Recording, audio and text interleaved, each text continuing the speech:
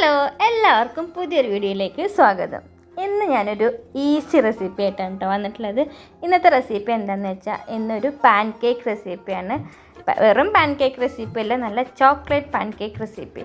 നല്ല ടേസ്റ്റാണ്, കുട്ടികൾക്കൊക്കെ ഭയങ്കരമായിട്ട് ഇഷ്ടപ്പെടുന്ന ഒരു ഐറ്റമാണ്. അതുപോലെ തന്നെ നമുക്ക് ബ്രേക്ക്ഫാസ്റ്റിന് ഈസി ആയിട്ട് നമുക്ക് ഉണ്ടാക്കാനും പറ്റും. അപ്പോൾ നമുക്ക് എങ്ങനെയാണെന്ന് നോക്കിയാലോ.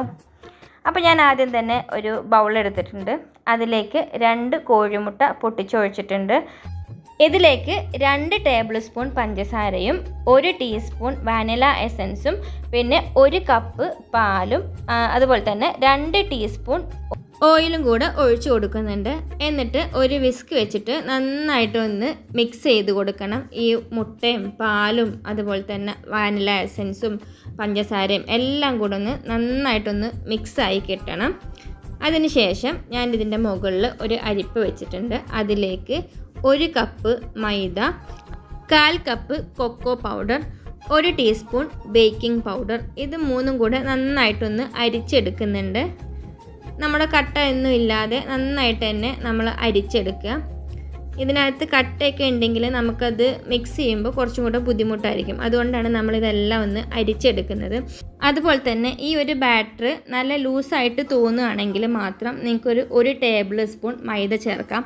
അതുപോലെ തന്നെ ബാറ്റർ കുറച്ച് തിക്കായിട്ട് തോന്നുകയാണെങ്കിൽ നിങ്ങൾക്ക് കുറച്ചും കൂടെ പാൽ ഒഴിച്ചു കൊടുക്കാം. ഇതെന്താ പറയുന്നതെന്ന് വെച്ചിട്ടുണ്ടെങ്കിൽ മുട്ട എടുക്കുമ്പോൾ നമ്മളൊരു മീഡിയം സൈസുള്ള മുട്ട എടുക്കുക. അതല്ലെങ്കിൽ കുറച്ച് വലുതോ അല്ലെങ്കിൽ ചെറുതോ ആണെങ്കിൽ ഈ ഒരു ബാറ്ററിൻ്റെ കൺസിസ്റ്റൻസിയിൽ ചെറിയൊരു വ്യത്യാസം വരും. അപ്പോൾ അതൊന്ന് നിങ്ങൾ നോക്കിയിട്ട് ചെയ്താൽ മതി. അപ്പോൾ എന്താണെങ്കിലും ഇവിടെ കറക്റ്റായിട്ട് കിട്ടിയിട്ടുണ്ട്. ഇനി നമുക്ക് ഇതൊന്ന് ഓരോന്നായിട്ട് നമുക്ക് ഉണ്ടാക്കിയെടുക്കാം. അപ്പോൾ അടുപ്പത്ത് ഇതുപോലൊരു നോൺ സ്റ്റിക്കിൻ്റെ തവയാണ് ഞാൻ എടുത്തിട്ടുള്ളത്. അതിലേക്ക് കുറച്ചായിട്ട് ഒഴിച്ചു കൊടുക്കുന്നുണ്ട്. ഞാനിത് ഒഴിച്ചു കൊടുക്കാനായിട്ട് ആ ഒരു 1/4 കപ്പിൻ്റെ കപ്പാണ് കേട്ടോ ഞാൻ എടുത്തിട്ടുള്ളത്. അത് മുഴുവനായിട്ട് നിറച്ചെടുത്തിട്ടില്ല, അതിൻ്റെ ഒരു 1/4 ഭാഗം എടുത്തിട്ടുള്ളൂ. എന്നിട്ട് അതൊന്ന് ഇതിലേക്ക് ഒഴിച്ചു കൊടുത്തിട്ടുണ്ട്. എന്നിട്ട് ഒന്ന് വെയിറ്റ് ചെയ്യുക. മൂടിയൊന്നും വെക്കേണ്ട ആവശ്യമില്ല. കുറച്ചൊന്ന് വെയിറ്റ് ചെയ്തതിന് ശേഷം നമുക്ക് ഇതുപോലെ നിറച്ച് ബബിൾസായിട്ട് നമുക്ക് കാണാൻ പറ്റും. അപ്പോൾ നമ്മളുടെ പാൻ കേക്ക് ഏകദേശം നമുക്ക് മറച്ചിടാറായിട്ടുണ്ട്. നല്ല ബബിൾസൊക്കെ വന്നിട്ടുണ്ട്. ഇനി നമുക്കിത് പതുക്കെ ഒന്ന് മറച്ചിട്ട് കൊടുക്കാം. എന്നിട്ട് വീണ്ടും നമുക്ക് കുറച്ച് നേരം കൂടെ ഒന്ന് വെയിറ്റ് ചെയ്യാം. ഒരുപാട് സമയമൊന്നും വെയിറ്റ് ചെയ്യേണ്ട ആവശ്യമില്ല കേട്ടോ. നമുക്ക് ഒരു പാൻ കേക്ക് ഉണ്ടാക്കാനായിട്ട് മാക്സിമം നമുക്ക് 1 മിനിറ്റ് വരെ മതി. അതിൻ്റെ ഉള്ളിൽ തന്നെ നമുക്ക് അടിപൊളിയായിട്ട് തന്നെ നമുക്ക് പാൻ കേക്ക് ഉണ്ടാക്കിയെടുക്കാൻ പറ്റും. അപ്പോൾ നമ്മളുടെ പാൻ കേക്ക് എന്താണെങ്കിലും അടിപൊളിയായിട്ട് റെഡി ആയിട്ടുണ്ട്. ഇനി നമുക്കിതൊന്ന് ചട്ടിയിൽ നിന്ന് മാറ്റാം. അപ്പോൾ ബാക്കിയുള്ള ബാറ്റർ വെച്ചിട്ട് നമുക്ക് മുഴുവൻ പാൻ കേക്കും ഉണ്ടാക്കിയെടുക്കാം.